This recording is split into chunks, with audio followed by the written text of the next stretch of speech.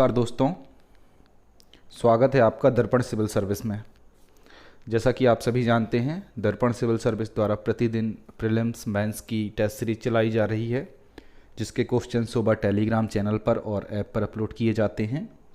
अगर आपने अभी तक हमारा ऐप डाउनलोड नहीं किया है तो प्ले स्टोर से ऐप डाउनलोड करें, जिसकी लिंक नीचे डिस्क्रिप्शन में दी हुई है, और साथ ही साथ हमारा टेलीग्राम चैनल भी ज्वाइन करें, जिसकी लिंक भी डिस्क्रिप्शन में नीचे दी गई है। और साथ ही साथ हमारी इकोनॉमिक्स की क्लास जो यूट्यूब के माध्यम से चलाई जा रही है, उसकी लिंक भी आपको दी हुई है। तो चलिए आज हम अपना डिस्कशन स्टार्ट करते हैं प्रीलिम्स का 25 क्वेश्चन का।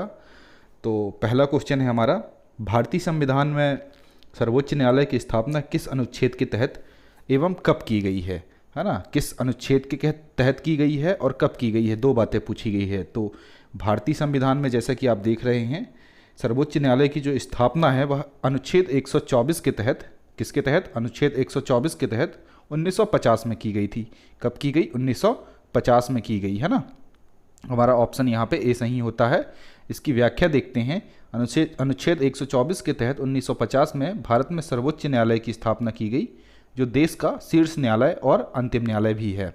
ठीक है, ऑप्शन ए यहाँ सही होता है। नेक्स्ट क्वेश्चन चलते हैं। नंबर 2 है, सर्वोच्च न्यायालय के न्यायाधीश नियुक्त होने के लिए संबंधित योग्यताओं में कौन सा असत्य है? यहाँ पे टाइपिंग एरर है थोड़ा सा। संबंधित योग्यताओं में से जो है कौन सा असत्य है? तो देखते हैं क्या क्या योग्यताएं हैं। वह भारत का नागरिक हो, एकदम सही बात है, भारत का नागरिक होना चाहिए।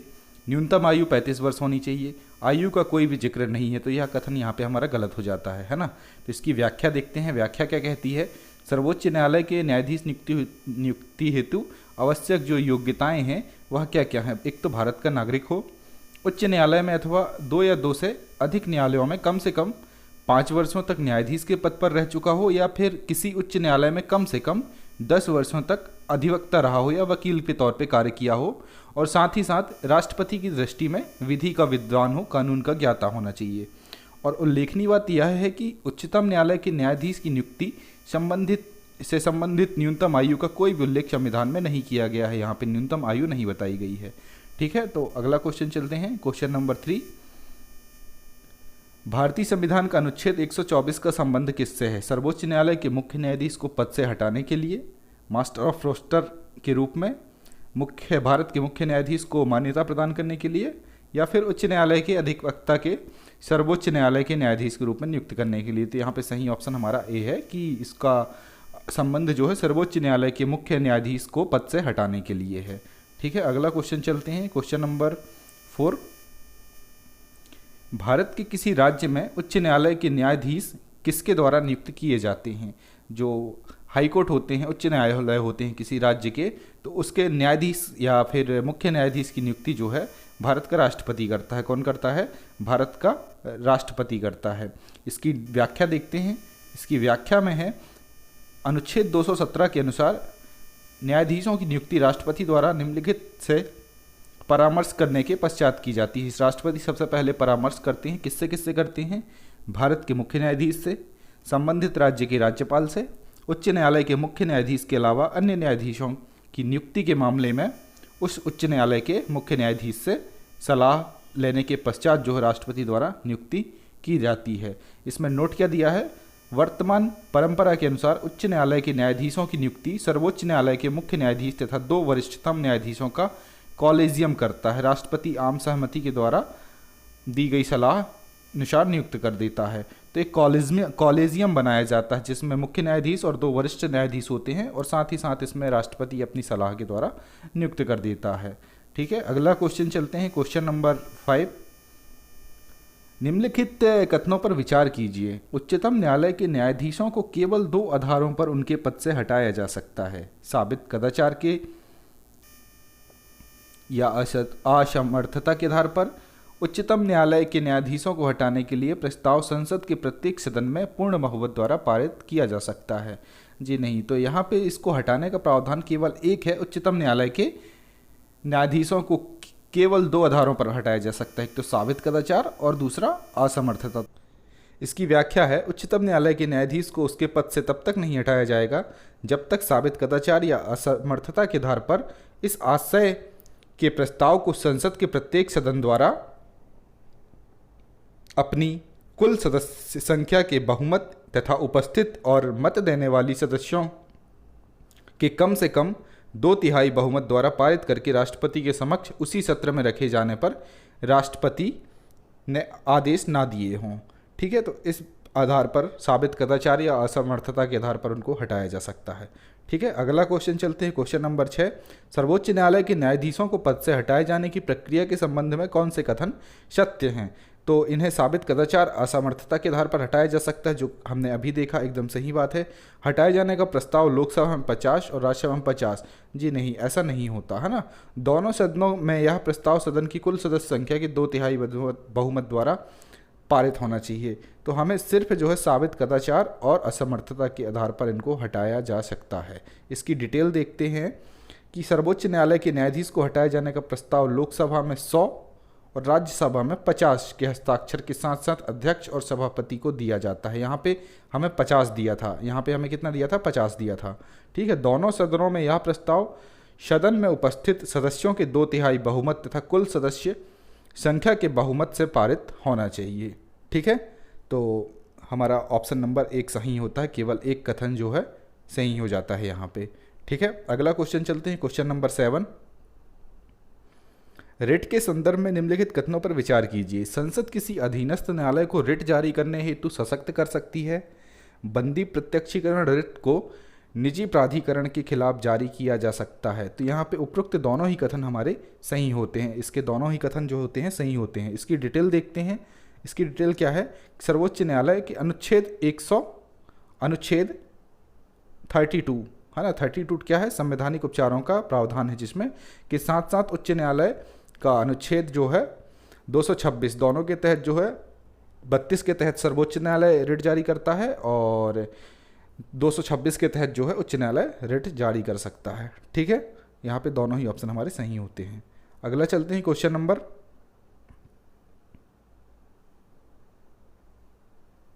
8, भारत के उच्चतम न्यायालय का प्रत्येक न्यायाधीश किसके द्वारा नियुक्त किया जाता है ना? तो उच्चतम न्यायालय का जो प्रत्येक न्यायाधीश है वह किसके द्वारा? भारत के राष्ट्रपति के द्वारा नियुक्त किया जाता है। इसका व्याख्या देखते हैं कि संविधान के भाग 5 में अनुच्छेद 124 से 147 तक उच्चतम न्यायालय का वर्णन किया गया है। संविधान के अनुच्छेद 124(2) के तहत उच्चतम न्यायालय के प्रत्येक न्यायाधीश की नियुक्ति उच्चतम न्यायालय और उच्च न्यायालय के न्यायाधीश के परामर्श के आधार पर राष्ट्रपति के द्वारा की जाती है। मुख्य न्यायाधीश के अतिरिक्त अन्य न्यायाधीशों की नियुक्ति राष्ट्रपति द्वारा भारत के मुख्य न्यायाधीश के परामर्श लेना जो आवश्यक हो जाता है अन्य न्यायाधीशों की नियुक्ति के लिए। और वर्तमान में उच्चतम न्यायालय में एक मुख्य न्यायाधीश और 33 अन्य न्यायाधीश, मतलब कि टोटल कितने? 34 न्यायाधीश कार्यरत हैं। जब सर्वोच्च न्यायालय की स्थापना हुई थी तो उसमें 6+1 का था, है ना। अभी वर्तमान में 33+1 का है। ठीक है, तो अगला क्वेश्चन चलते हैं। क्वेश्चन नंबर 9, निम्नलिखित कथनों पर विचार कीजिए कि भारतीय न्यायपालिका दुनिया की सबसे मजबूत न्यायपालिका में शामिल है।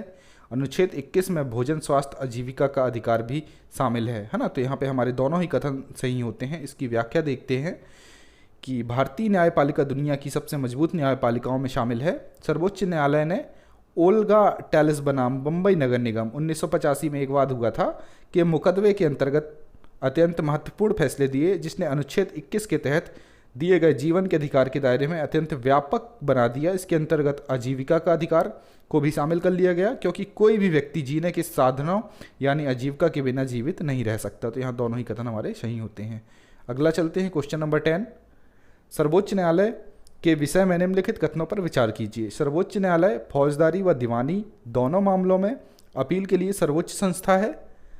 सर्वोच्च न्यायालय उच्च न्यायालय द्वारा दिए गए निर्णयों को बदल सकता है। सर्वोच्च न्यायाधीश कार्यपालिका व विधायिका के अधीन ना होकर स्वतंत्र होते हैं, इसलिए न्याय की समुचित व्यवस्था संभव हो पाती है।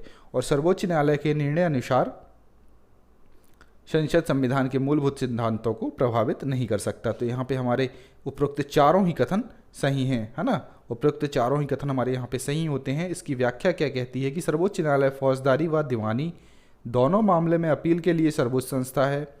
यह न्यायालय द्वारा दिए गए निर्णयों को बदल सकता है। न्यायाधीश कार्यपालिका व विधायिका के अधीन ना होकर स्वतंत्र होते हैं, इसलिए न्याय की समुचित व्यवस्था संभव हो पाती है ना। अगर उनके अधीन कर देंगे तो फिर उचित न्याय नहीं मिल पाएगा। सर्वोच्च न्यायालय के निर्णयानुसार संसद संविधान के मूलभूत सिद्धांतों को प्रभावित नहीं कर सकती। तो यहाँ पे चारों ही कथन हमारे सही होते हैं। अगला क्वेश्चन चलते हैं, क्वेश्चन नंबर 11। यदि किसी कारणवश भारत के राष्ट्रपति का पद रिक्त हो जाए और उपराष्ट्रपति का पद खाली हो तथा सर्वोच्च न्यायालय के मुख्य न्यायाधीश की नियुक्ति ना हुई हो तो निम्नलिखित में से कौन जो है राष्ट्रपति के पद पर नियुक्त होगा। तो यहाँ पे प्रधानमंत्री दिया है, मुख्य निर्वाचन अधिकारी, लोकसभा अध्यक्ष या फिर सर्वोच्च न्यायालय का अन्य न्यायाधीश। तो ऐसी स्थिति में जब राष्ट्रपति भी ना हो, उपराष्ट्रपति भी ना हो और सर्वोच्च न्यायालय के मुख्य न्यायाधीश की नियुक्ति भी नहीं हुई है तो सर्वोच्च न्यायालय का अन्य जो वरिष्ठ न्यायाधीश होता है वह जो है कार्यभार संभालता है राष्ट्रपति का, ना। तो भारत के राष्ट्रपति पद के रिक्त हो जाने पर उपराष्ट्रपति राष्ट्रपति का पद ग्रहण करता है। यदि वह भी ना हो तो मुख्य न्यायाधीश आते हैं और यदि वो भी ना हो तो अन्य न्यायाधीश, है ना, न्यायाधीश भारत के राष्ट्रपति के पद के लिए नियुक्त होते हैं। अभी तक सर्वोच्च न्यायालय के एकमात्र न्यायाधीश एम हिदायतुल्ला राष्ट्रपति पद संभाल चुके हैं। जो एम हिदायतुल्ला जी थे उन्होंने अभी तक जो है सिर्फ एकमात्र ऐसे न्यायाधीश हैं जो राष्ट्रपति के पद को संभाले हैं। ठीक है, अगला क्वेश्चन चलते हैं, क्वेश्चन नंबर 12। भारत के सर्वोच्च न्यायालय के क्षेत्राधिकार के अंतर्गत शामिल हैं मौलिक क्षेत्राधिकार, अपीली क्षेत्राधिकार, सलाहकारी क्षेत्राधिकार, रिट संबंधी क्षेत्राधिकार। तो ये सभी क्षेत्राधिकार जो हैं सर्वोच्च न्यायालय के क्षेत्राधिकार के अंतर्गत आते हैं। इसकी व्याख्या क्या देखते हैं अपन कि सर्वोच्च न्यायालय के क्षेत्राधिकार में निम्नलिखित आते हैं। आरंभिक क्षेत्राधिकार आर्टिकल 131 में दिया है। अपीली क्षेत्राधिकार आर्टिकल 132, 133, 134 और 136 में दिया है। सलाहकारी क्षेत्राधिकार अनुच्छेद 143 में दिया है। अभिलेख न्यायालय की शक्तियाँ 129 में दी है। न्यायाधीश क्षेत्राधिकार या रिट संबंधी क्षेत्राधिकार आर्टिकल 32 में दिया गया है। न्यायिक समीक्षा की शक्ति और अन्य शक्तियों व क्षेत्राधिकार जो है सर्वोच्च न्यायालय के क्षेत्राधिकार में आते हैं। इस प्रकार हमारा क्वेश्चन नंबर ये कंप्लीट होता है। आगे चलते हैं, क्वेश्चन नंबर 13। सर्वोच्च न्यायालय के रिट संबंधी अधिकार, एक साइड यहाँ पे अधिकार दिए हैं, एक साइड विषय दिए हुए हैं कुल मिला के, और एक साइड उनका अनुच्छेद दिया गया है कि किस में किसका प्रावधान है। तो सर्वोच्च न्यायालय के रिट संबंधी अधिकार, तो रिट संबंधी अधिकार कहाँ पे, अनुच्छेद 32 में है। ठीक है, उच्च न्यायालय के रिट संबंधी अधिकार ये कहाँ पे हैं, 226 में। उच्चतम न्यायालय को अपने आदेश या निर्णय को पुनर्वलोकन करने की शक्ति कहाँ पे है, अनुच्छेद 137 में है। और इनकी स्थापना और गठन कहाँ है, 124 में। तो हमारा ऑप्शन नंबर कूट जो है ए सही होता है, 3, 4, 2, 1। ठीक है, अगला चलते हैं, क्वेश्चन नंबर 14। संविधान के 15वें संशोधन द्वारा उच्च न्यायालय के न्यायाधीशों की सेवानिवृत्ति की आयु सीमा को 60 वर्ष से बढ़ाकर 62 वर्ष कर दिया गया था। एकदम सही बात है। संविधान के 54वें संविधान संशोधन के द्वारा सर्वोच्च न्यायालय के न्यायाधीशों के वेतन में वृद्धि कर दी गई थी। यह दोनों ही कथन यहाँ पे सही होते हैं, है ना। इसकी व्याख्या क्या है कि 15वें संविधान संशोधन अधिनियम 1963 में कब हुआ था, 15वां संविधान संशोधन 1963 में हुआ था। इसके तहत उच्च न्यायालय के न्यायाधीशों की सेवानिवृत्ति जो है 60 से 62 कर दी गई थी। ठीक है, और 54वें संविधान संशोधन अधिनियम 1986 के द्वारा उच्चतम एवं उच्च न्यायालय के न्यायाधीशों की वेतन में बढ़ोतरी कर दी गई थी और भविष्य में संसद को साधारण विधि द्वारा इसमें परिवर्तन करने की भी शक्ति प्रदान की गई थी कि इसमें संसद के द्वारा परिवर्तन किए जा सकते हैं। ठीक है, अगला क्वेश्चन है क्वेश्चन नंबर 15। निम्नलिखित में से कौन भारत के संविधान का अभिरक्षक है ना, कास्टोरोडियन, है ना, कास्टोडियन। तो भारत का राष्ट्रपति, भारत का प्रधानमंत्री, लोकसभा या लोकसभा सचिवालय या भारत का उच्चतम न्यायालय। तो कौन है संविधान का अभिरक्षक? संविधान का रक्षक भारत के उच्चतम न्यायालय को माना गया है। किसको माना गया है? भारत के उच्चतम न्यायालय को। व्याख्या क्या कहती है? भारत का उच्चतम न्यायालय संविधान का अभिरक्षक है। जब कोई संवैधानिक प्रावधान अस्पष्ट होता है तो उच्चतम न्यायालय उसे स्पष्ट करता है। इसी प्रकार जब भी कोई संसदीय विधान संविधान के आधारभूत ढांचे का उल्लंघन करता है तो उच्चतम न्यायालय उसे अवैध घोषित कर संविधान के अभिरक्षक की भूमिका अदा करता है। तो संविधान का अभिरक्षक या रक्षक या संरक्षक, गारंटर किसे माना गया है? उच्चतम न्यायालय को माना गया है। ठीक है, अगला क्वेश्चन। केंद्र और राज्यों के बीच होने वाले विवादों का निर्णय करने की भारत के उच्चतम न्यायालय की शक्तियां किसके अंतर्गत आती हैं, है ना। तो ये शक्तियां देखते हैं हम। परामर्शदात्री अधिकारिता के अंतर्गत, अपीलीय अधिकारिता के अंतर्गत, मूल अधिकारिता के अंतर्गत या फिर रिट अधिकारिता के अंतर्गत। तो ये शक्तियाँ आती हैं मूल अधिकारिता के अंतर्गत। किसके अंतर्गत? मूल अधिकारिता के अंतर्गत आती हैं। इसकी डिटेल क्या है? व्याख्या क्या कहती है कि केंद्र एवं राज्यों के बीच होने वाले विवादों का निर्णय करने के लिए भारत के उच्चतम न्यायालय की शक्ति आरंभिक अधिकारिता के अंतर्गत आती है। मूल अधिकारिता का तात्पर्य यह है कि किसी अन्य न्यायालयों को विवादों के निपटान के संबंध में ऐसी शक्तियां प्राप्त नहीं हैं। उच्चतम न्यायालय की आरंभिक अधिकारिता जो है वो क्या क्या है वो देखते हैं कि केंद्र व एक या एक से अधिक राज्यों के बीच, या फिर दो या दो से अधिक राज्यों के बीच, या फिर एक और भारत सरकार और किसी राज्य या राज्यों और दूसरी ओर एक और या एक से अधिक अन्य राज्यों के बीच विवाद को निपटाने के लिए इनके अधिकार होते हैं। मूल अधिकारिता है ना। अगला चलते हैं क्वेश्चन नंबर 17। राष्ट्रपति उच्च न्यायालय के किसी न्यायाधीश का एक उच्च न्यायालय से दूसरे उच्च न्यायालय में स्थानांतरण निम्नलिखित में से किसके परामर्श पर करेगा? राज्य का महाधिवक्ता, सर्वोच्च न्यायालय के मुख्य न्यायाधीश, राज्यपाल, इनमें से कोई नहीं। तो यह करता है सर्वोच्च न्यायालय के मुख्य न्यायाधीश के परामर्श के बाद, अनुच्छेद 222 के अनुसार। ठीक है, अगला क्वेश्चन चलते हैं। फौजदारी कानून के संबंध में निम्नलिखित कथनों पर विचार कीजिए एवं सत्य कथन बताएं। इसमें ऐसी क्रियाओं को शामिल किया जाता है जिनको कानूनन अपराध माना जाता है, जैसे कि चोरी, दहेज के लिए प्रताड़ना, हत्या आदि, है ना। इसके अंतर्गत प्राथमिकी दर्ज होने पर पुलिस जांच करती है और उसे अदालत में केस दर्ज कराती है। इसके अंतर्दोषी जो व्यक्ति को जुर्माना या जेल दोनों की सजा दी जाती है। तो यहाँ पे उपरोक्त सभी कथन सही है फौजदारी कानूनी के संबंध में, है ना। उपरोक्त सभी कथन हमारे सही होते हैं। अगला चलते हैं क्वेश्चन नंबर 19। नगर पालिका के दायित्व में निम्नलिखित में से कौन से बिंदु शामिल हैं? तो नगर पालिका के दायित्व में विवादों का निपटारा करना, न्यायिक समीक्षा करना, कानून की रक्षा करना और मौलिक अधिकारों का क्रियान्वयन सुनिश्चित करना, संविधान के संरक्षक का कार्य करना, ये सभी कथन जो है इनके दायित्व के अंतर्गत आते हैं न्यायपालिका के। ठीक है, अगला चलते हैं क्वेश्चन नंबर 20। निम्नलिखित में से कौन सिविल न्यायालय के उदाहरण है? मुंसिफ न्यायालय, न्याय पंचायत या फिर पंचायत अदालत।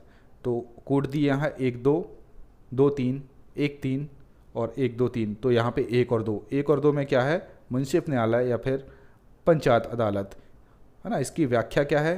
केवल 1 और 2 सही है। व्याख्या है कि जिले में अधीनस्थ न्यायाधीश के न्यायालय के अंतर्गत सिविल न्यायालय के रूप में मुंसिफ न्यायालय या फिर न्याय पंचायत आते हैं। पंचायत अदालत सेशन जो है न्यायालय के अंतर्गत डांडिक न्यायालय है। जो पंचायत न्यायालय है सेशन न्यायालय के अंतर्गत एक डांडिक न्यायालय है। ठीक है, अगला क्वेश्चन चलते हैं क्वेश्चन नंबर 21। जिला न्यायाधीश के संबंध में निम्नलिखित में से कौन सा कथन सत्य है? सत्य कथन बताना है यहाँ पे। इस पद के लिए अर्हता की एक शर्त है कि उस व्यक्ति को कम से कम 7 वर्षों तक अधिवक्ता का अनुभव हो। यह एकदम सही बात है। इसकी नियुक्ति राज्य के मुख्य न्यायाधीश के द्वारा की जाती है। जी नहीं, इसकी नियुक्ति जो है राज्यपाल के द्वारा की जाती है। किसके द्वारा की जाती है? राज्यपाल के द्वारा की जाती है।